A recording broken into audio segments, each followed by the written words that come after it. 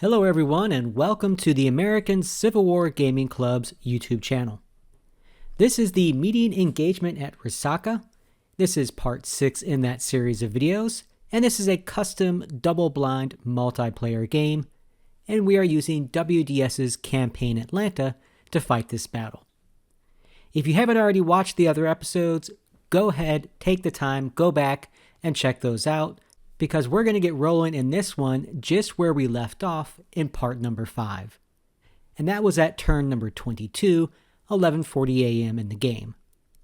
And we left off asking how many men is Stevenson going to lose defending Dug Gap. He was being heavily attacked and he was starting to have his lines broken. And we were also wondering what would the impact be of Howard's offensive against Claiborne's right flank. Claiborne's right is very weak, and Howard's forces are coming quickly south. They are about to slam right in to the weakest part of the Confederate line. Well, let's go ahead and move forward now to turn number 23. And as predicted, Thomas and Wood have split Stevenson's division and opened up the road through Dug Gap. Stevenson's only recourse now is to try to escape with as many men as he possibly can. The problem is that Claiborne continues to stubbornly hold in the north, and Stevenson can't completely abandon Dug Gap or Claiborne's left flank without completely exposing Claiborne to destruction. So although Stevenson wants to get out of there and he wants to abandon his defensive line because it's crumbling apart, he can't do it because Claiborne's left is completely open without Stevenson's forces there. So he's going to continue to try to hold even against these overwhelming odds for as long as he can. But that's not going to be very long at this rate. Meanwhile, Claiborne's right flank continues to be heavily pressured by Howard, and it is beginning to crumble as units there have begun to rout. Howard has executed his attack brilliantly, and Claiborne just doesn't have the manpower there to stop him. Part of it is honestly just bad luck for the Confederates. Their poorest rated brigade on the entire battlefield is actually on Claiborne's right flank, and they are simply being overmatched by the Union veterans which are attacking them.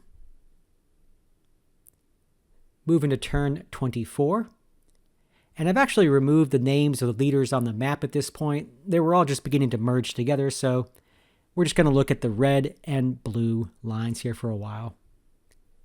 Howard's forces have begun to just steamroll Claiborne's right flank, and they're pushing him back to the rear.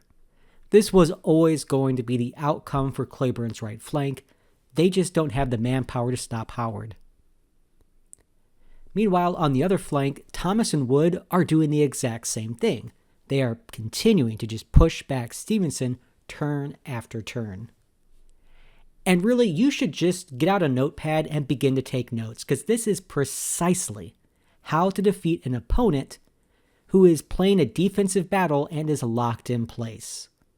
Honestly, if there were a WDS Civil War textbook, this would be a quintessential example of how to pin your enemy in place and make them pay. Let's go ahead and just look at the battlefield. So we're going to zoom into this area here. And this is the area that I have called the Crossroads. And Claiborne's here with just over 13,000 men, and his line stretches this entire distance. You can already see he has no reserves, and he has only one avenue of retreat to the south. He is spread out and he is being overwhelmed. This is a very bad spot for Claiborne to be in. Meanwhile, his left flank is being held by Stevenson's forces. Now, he has more men to the south, but they are out of the main battle at this point. Those 2,000 men with Stevenson, they have been battered for the last few hours, and they simply can't hold out much longer. Why can't they hold out much longer? Well, look at the Federal forces. Thomas has over 20,000 men here. Wood, about 7,000. McPherson, 17,700. Howard, 13,000. All these Federal forces are just pushing on the Confederate lines from all directions. They cannot continue to hold, but they also can't retreat. They are in a major bind. Now, the movements that Howard makes during this turn are nothing short of brilliant. If you want to know how to really defeat an enemy, watch what Howard does here. For the last 2 turns, Howard has been moving directly south against the Confederate right flank. But suddenly and unexpectedly during this turn, he turns to the right. He stops moving south, or he puts just a few men moving south, and he takes the bulk of his forces and swings them to the west towards the crossroads. With all of the pressure already being exerted against all the different parts of the Confederate line, Howard turning to the west here, it's just like taking a sledgehammer and running it through a plate glass window. There is nothing that Cleburne can do to now stop Howard from reaching the crossroads. There is pressure everywhere against Cleburne's line, and he cannot fall back from any single place without creating a brand new hole that the Federals are going to move through. He is locked in place, and that is the worst possible situation to be in as a defender. Stevenson, as I said before, he's doing all he can to buy time for Cleburne to retreat before the crossroads is overrun. But now that Howard has made his movement, that's just not going to happen. There is nothing that Stevenson can do at this point to save Cleburne. Essentially, this is a checkmate move. Cleburne can't retreat in an orderly fashion at this point. He has one option only in this game, and that is to run. It is to run quickly, to sacrifice a few units. Maybe you can get the rest of them off the battlefield. That is his only hope. Run as fast as he can and get out of the crossroads area. If the Federals reach this road first, I don't even know how many of Cleburne's men will be able to escape the northern part of this battlefield. I think it's game over. This was a brilliant move by Howard. All right, we're going to move to turn number 25 in this game. And Howard has continued to drive forward and to isolate numerous rebel units on the Confederate right flank. These units here are now isolated, and Howard is just manhandling these few Confederate units. They are overmatched and outnumbered. Things are going very badly for Cleburne over on that right flank. Now, right now, Howard is using an extremely aggressive form of an attack, and there is no sign that he is going to stop doing it anytime soon. His forces are just having free reign over this part of the battlefield, and unless the Confederates can somehow magically get forces over in front of him, I don't see Howard stopping at all. And Howard knows that the Confederates have no reserves. The Federals have great vantage points on high ground. They can see all behind the Confederate lines. They know exactly how weak the Confederates are. And McPherson knows this, and he is aggressively attacking against Cleburne's line, and he's doing his part to pin them in place. As is Thomas, for that matter. The Federals are really working together here in an amazing fashion. Now for the Confederates, Stuart over on the left flank, I think he's just decided, screw it. With or without orders, I'm going south. I'm going to try to somehow get to the opposite flank of this army and try to just salvage this situation. Now, is this a smart move? Well, it does leave Snake Creek Gap vulnerable. But the Federals have shown no signs of wanting to go down it for a few hours now, and I think at this point, Stuart's just saying, I need to go where the fighting is. But also, Hood moved like he was trying to maybe head east to somehow help Cleburne with Hyman's division. But now with Stuart leaving the extreme left flank of the army, will Hood still continue to try to somehow shuffle over in that eastern direction to help Cleburne, or is Hyman going to have to just stay in place and maybe also guard Snake Creek Gap? It's putting Hyman's division in a really awkward position. But ultimately, I don't think it matters because Sherman is still determined to take Snake Creek Gap, and he's got 20,000 fresh troops under Hooker to get it done. So whether those 20,000 Federals run into part of Stuart or part of Hyman, either way, they're going to have a large numerical advantage once they reach Snake Creek Gap. Turn 26, 1 p.m. in the game, and this was another critical turn for the Yankees, as they just relentlessly kept up the pressure on Claiborne's corps. And let's just zoom in on this part of the map here because I really want to show you how a veteran player deals with a certain type of situation. So here we have Howard and his forces moving against the crossroads. And we have one lone enemy unit, which is already isolated, but they are blocking the Federal line of march down the direct road towards the crossroads. Now, rather than trying to just stop and melee the isolated unit, which a lot of people would probably do, Howard bypassed them, and he let the trailing units deal with them. That is a veteran move. Howard is essentially saying, I don't have time. I can't slow down. I am not going to be derailed from my ultimate purpose of reaching the crossroads. So you know what? That isolated unit, screw them. I'm just going to go right around them. I'm going to keep moving. All the units in my rear, they will take care of that unit. So this is how the Federal movement began at the start of their turn, and this is how it looked at the end. Howard just kept moving forward with his brigades, and he went around them to keep up the momentum. This is how veterans play. They recognize situations for what they are, and they keep moving when an opportunity presents itself. Someone without as much experience as Howard, they might have stopped where that Confederate unit was and taken the time to gobble them up, quote-unquote, properly. Not Howard. He kept moving, he kept the pressure on, and he let his rear units take care of that isolated Confederate unit. That is brilliant. And these are the tactics of veteran players who understand game mechanics, zone of control, and all of that, and the importance of not letting your opponent up once they are being beaten down. Keep the pressure on. I'm going to give Howard a gold star here because this move basically won the game for the Federals. And maybe I'm getting ahead of myself, but hey, let's face it, this thing is over. The Confederates realized it at that specific point. They knew Claiborne could not escape. Howard had outflanked them. He was going to gain the road south. There was nothing more they can do. Game over. So the Confederates have surrendered in this battle on turn number 26. So let's take a quick flyover of the battlefield here to get a closer look at the action and what exactly it looked like without the fog of war on. So by zooming in here, we can see Claiborne's corps, and he is just surrounded by Federal forces on all sides.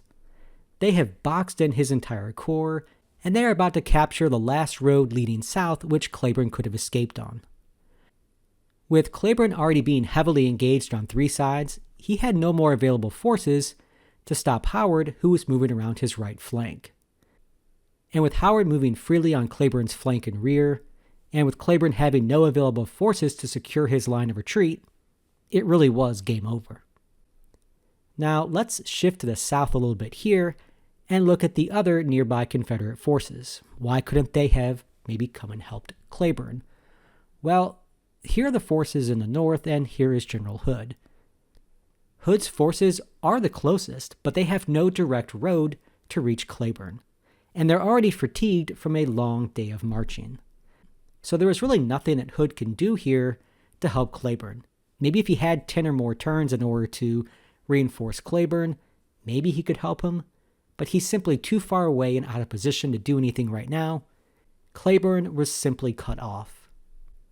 Now, if you're wondering what about the other Confederate forces on the map, well, they are still far to the south. Stewart's and Hardee's corps, they never even fired a shot, and they're fully intact. But with Claiborne's corps almost certainly going to be destroyed, the writing is on the wall, and the Confederates have raised the white flag. It is probably the right move to make. So let's quickly talk about a few key turning points in this battle. And we're going to start first with the Federals. And to me, the first turning point for them was actually turn number 6.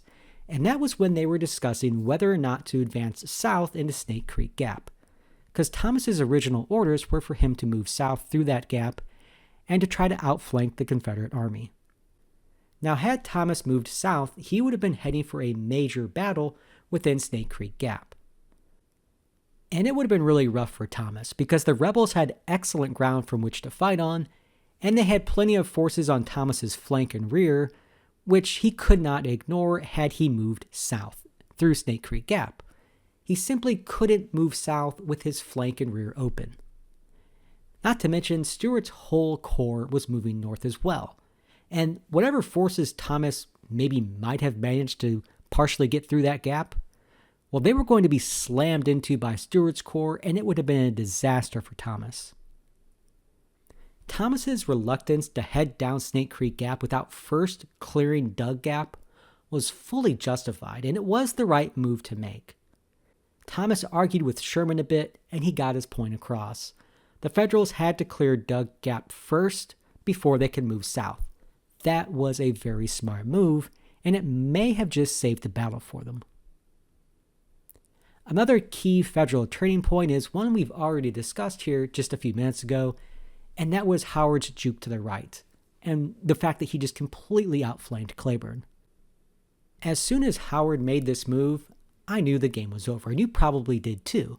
There's just nothing here that the Confederates can do to stop Howard. This was a brilliant strategy by Howard. He could have gone south and he could have tried to take Resaca, about 10 miles south of this position. But he never would have made it. He would have ran into Stuart's division and he would have been heavily engaged outside of Resaca. It would not nearly have ended as well for Howard had he done that. By instead focusing on the crossroads and going after Cleburne's corps and all those men and guns there, Howard said, I don't care about Resaca, I don't care about the objectives, I want to kill Confederates. That move there, that's a cutthroat move, and it ended the game effectively for the Confederates. All right, now let's talk about a few key turning points for the Confederates. The first one, I would say, happened on turn number 7, and that was the command meeting between Johnston and Cleburne. Now, to be honest, and I'm not trying to be mean here or anything like that, I never understood the Confederate plan from this turn forward. And I'm not trying to be rude, I didn't get it. As soon as they had this command meeting, I was lost. Johnston seemed to want to fight a delaying action and to fall back on Resaca and towards his reinforcements coming from the south. That's perfectly understandable, and I get that, right? That's a move I could get behind and say, I see what you're trying to do there. But Cleburne seemed to argue him out of it and urged a more aggressive defense utilizing the best defensive ground on the battlefield. And to be perfectly honest, that's not a bad plan either. Neither one of these is a bad idea. But in both cases, they rely on something which is very complicated in 19th century warfare and is also something that we try to duplicate in these multiplayer games. And that is that these plans require excellent communication between Hood and Cleburne. One cannot possibly fall back without abandoning the other. And that was the flaw in this plan. I felt it became a game of who can hold the longest, with Hood at Doug Gap and Cleburne to the north. As I said, neither could retreat without exposing the other to destruction.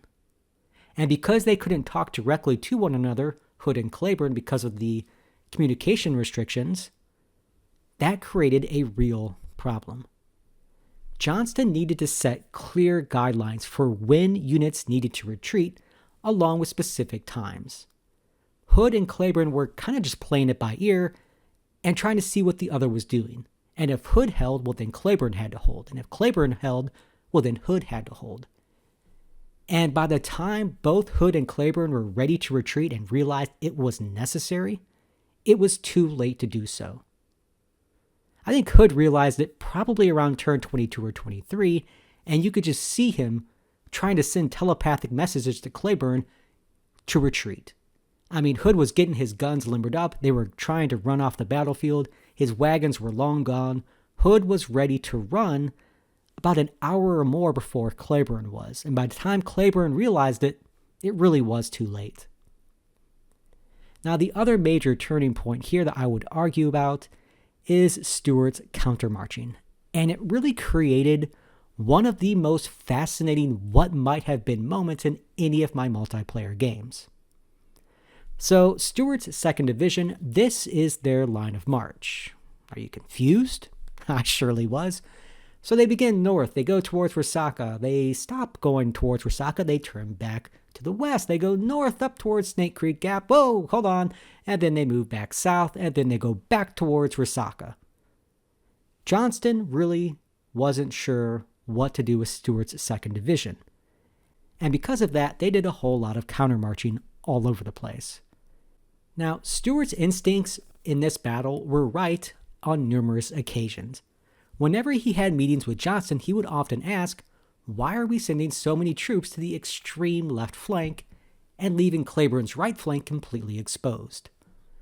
Well, once everybody was committed to the battle in the north, Johnston wanted to rush Stuart where he thought the main battle would happen, which is Snake Creek Gap, because that's where Johnston really did believe the Federals had the bulk of their forces. Now, why he believed that, I'm really not too sure. They could see all the Federals from atop Dug Gap, and there just weren't that many of them.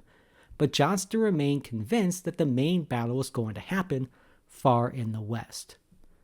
But Stuart's instincts told him something completely different. He believed the main battle would be on Claiborne's front, and he wanted to move one of his divisions over in that direction to support the Confederate line there. Only towards the very end of this battle would Stuart be countermarched by Johnston back to the east, but by that point, it was simply too late. But here's a fascinating question. What if Stuart was never sent to Snake Creek Gap? What if you could go back to turn number 17? And from turn number 17, what if Stuart's division moved to Resaca and then headed north? Where would he be at by game turn number 26, which is where this game happened to end?